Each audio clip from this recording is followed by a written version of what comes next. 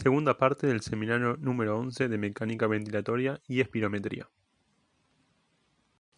Analicemos el rol del surfactante en la mecánica pulmonar.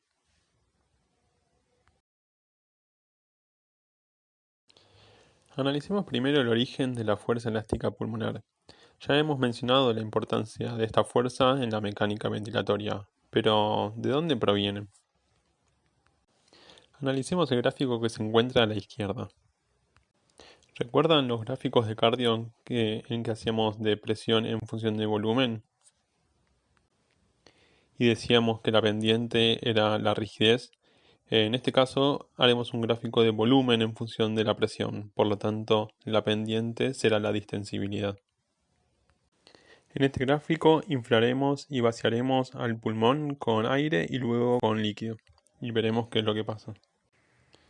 Llama la atención que el inflado con aire tiene una pendiente menor que el desinflado, por lo tanto lo que quiere decir es que es más rígido durante el inflado que durante el vaciado.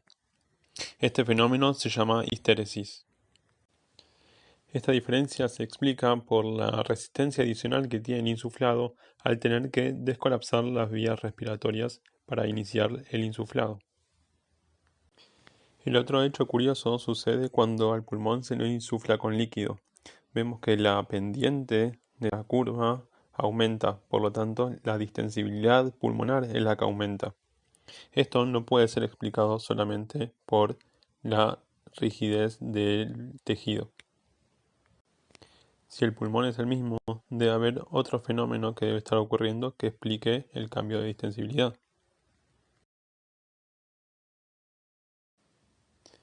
Veremos cómo la tensión superficial es un importante componente de la fuerza elástica pulmonar.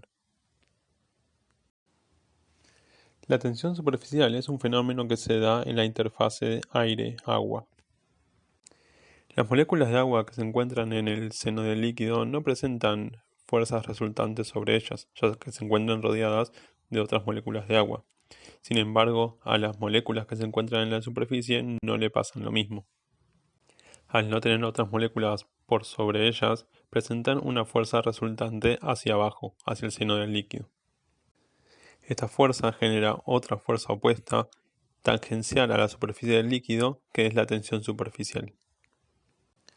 En una interfase plana, esta tensión superficial es paralela a la superficie del líquido, por lo tanto no presenta fuerzas resultantes. Ahora, ¿qué pasa en una superficie esférica? La figura la di vuelta a propósito para que vean qué es lo que sucede en un alveolo.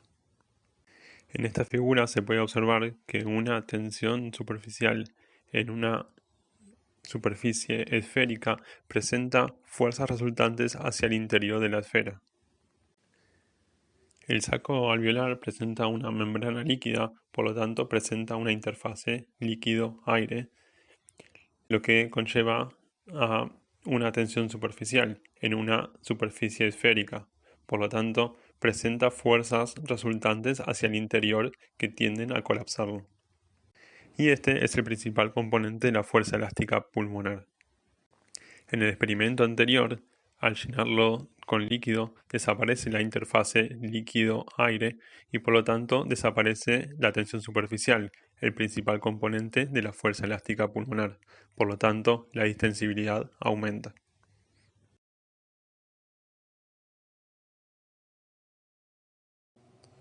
Olvidémonos por un segundo del alveolo y veamos qué le pasa a la tensión en la superficie de un globo en comparación a una pompa de jabón. En la superficie del globo, a medida que lo vamos estirando, se separan las moléculas y eso aumenta la tensión en su superficie. Sin embargo, en una pompa de jabón, lo que sucede es que a medida que se separan las moléculas, otras del seno del líquido pasan a ocupar el espacio y de esa manera la tensión superficial queda igual. Es decir, el reclutamiento de moléculas desde el seno del líquido a la superficie alivia la tensión superficial y por lo tanto queda constante. ¿Recuerdan la ley de Laplace? En este caso la utilizaremos para ver qué es lo que sucede en estas dos pompas. Como mencionamos recientemente, las dos pompas tendrán la misma tensión superficial. por lo que la pompa de mayor radio tendrá una menor presión. Por lo que si la ponemos en contacto con una de menor radio, esta se vaciará en la más grande.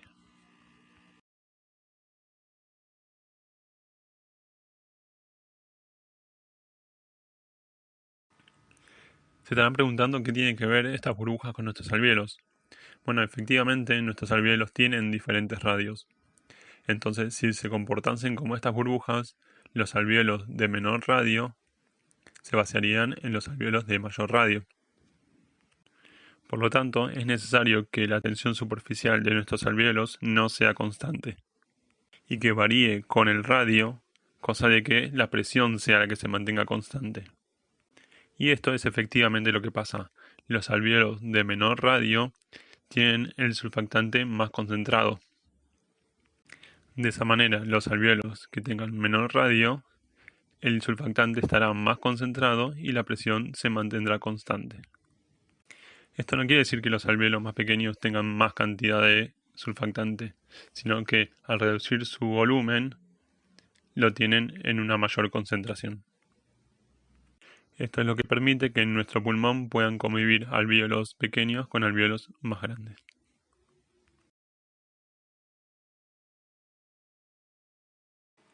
Analicemos ahora qué es lo que sucede con el flujo en las vías aéreas. Veamos qué le sucede al aire cuando entra en las vías respiratorias. De proximal a distal va pasando por secciones de ala transversa cada vez más grande, por lo tanto su velocidad es cada vez más baja. Recordando la fórmula de Reynolds, podremos entender por qué el perfil de flujo a nivel de la tráquea y vías aéreas superiores es de tipo turbulento o transicional, y en las vías aéreas más bajas es de tipo laminar. Sabemos que cuanto más desorganizado es el flujo, mayor costo energético tiene, por lo tanto, mayor es la resistencia. Es por esto que la resistencia de las vías aéreas superiores es mucho mayor a las vías aéreas inferiores. Cabe preguntarse si la resistencia es constante a lo largo del ciclo ventilatorio, y la respuesta es que no. A volúmenes pulmonares menores, el colapso de las vías respiratorias parcial aumenta la resistencia. A medida que el pulmón se insufla, el tejido circundante a las vías respiratorias tira de las mismas, aumentando su diámetro y disminuyendo su resistencia. Dicho esto, podemos ver que los determinantes de la resistencia de las vías aéreas son varios, entre los que se encuentran el volumen pulmonar, el perfil del flujo, el tono del músculo liso bronquial, que va a estar determinado por el tono simpático y parasimpático, la composición del gas alveolar, mediadores como la histamina, leucotrienos e irritantes de las vías respiratorias. Un último componente es la compresión dinámica de las vías aéreas que veremos a continuación. Veamos a qué nos referimos con compresión dinámica de las vías aéreas. Si le pedimos a una persona que haga una inspiración máxima y luego expire con diferentes grados de esfuerzo, y eso lo graficamos en un gráfico de flujo en función del volumen, veremos que al principio ese flujo es dependiente del esfuerzo. Es decir, esfuerzos más grandes producen flujos más grandes. Ahora, con volúmenes pulmonares más bajos, veremos que esas curvas se juntan, lo cual determina que ese flujo es independiente del esfuerzo. El hecho de que mayores esfuerzos no se traduzcan en mayores flujos implica sí o sí que mayores esfuerzos aumentan la resistencia de la vía respiratoria y por lo tanto el flujo se mantiene constante. Veamos qué es lo que está sucediendo. Como vimos al principio de la clase, durante la inspiración, tanto la presión intrapleural como la presión alveolar son negativas, lo que permite el ingreso del aire. De la resta de ambos, obtenemos la presión transpulmonar, que como vemos es positiva, lo que permite la apertura de las vías aéreas. Al final de la inspiración, la presión intrapleural es ligeramente un poco menos negativa y la presión alveolar es de 0, por eso es que no hay flujo. Si operamos nuevamente, vemos que la presión transpulmonar sigue siendo positiva. Ahora, ¿qué pasa si mediante el uso de la prensa abdominal hacemos una expiración forzada? Lo que sucederá es que la presión intrapleural se hará positiva. Como sabemos, la presión alveolar irá cayendo en dirección al flujo por la resistencia de las vías aéreas. En el punto en donde la presión de las vías aéreas caiga por debajo de la presión intrapleural, la presión transmural se hará negativo y por lo tanto se producirá el colapso de las vías aéreas, con el consiguiente aumento de la resistencia. Mayores esfuerzos implicarán aumento de la presión alveolar, pero aumentos proporcionales también de la presión intrapleural, generándose indefectiblemente la compresión dinámica de las vías aéreas.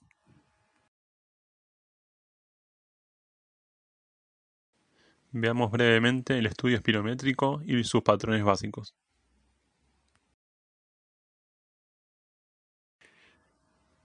En la espirometría le pediremos al paciente que haga una inspiración máxima y luego de esto una expiración forzada.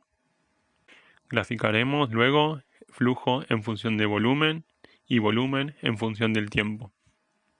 Midiendo el volumen total expirado, conoceremos la capacidad vital, pero también podremos medir otros parámetros, como el volumen expirado en el primer segundo o el flujo expiratorio pico.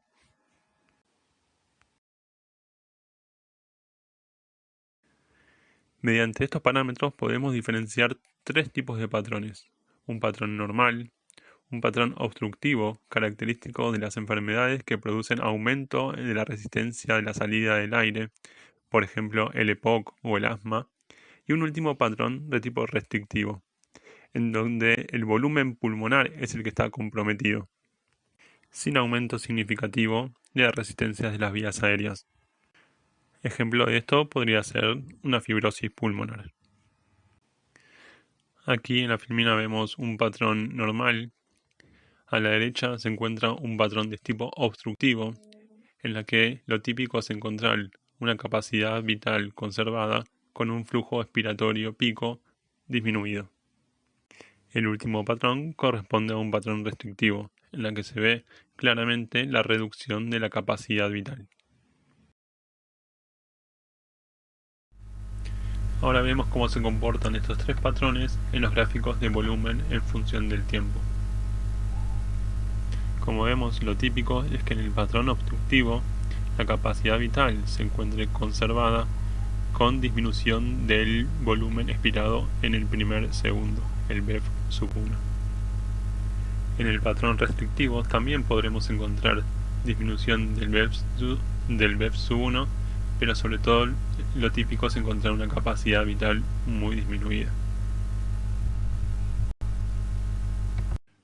Como tanto en los patrones obstructivos como restrictivos pueden observarse caídas del BEF sub 1, un parámetro adicional que se utiliza para diferenciarlos es la relación entre el BEF sub 1 y la capacidad vital forzada, conocida también como índice de Tiffenox, en lo que en los patrones restrictivos estará normal o aumentada y los patrones obstructivos estará francamente disminuida.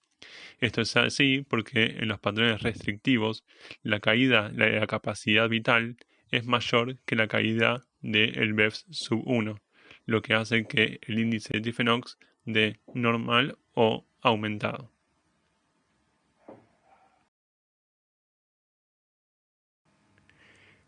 Esto es todo por hoy. Muchas gracias.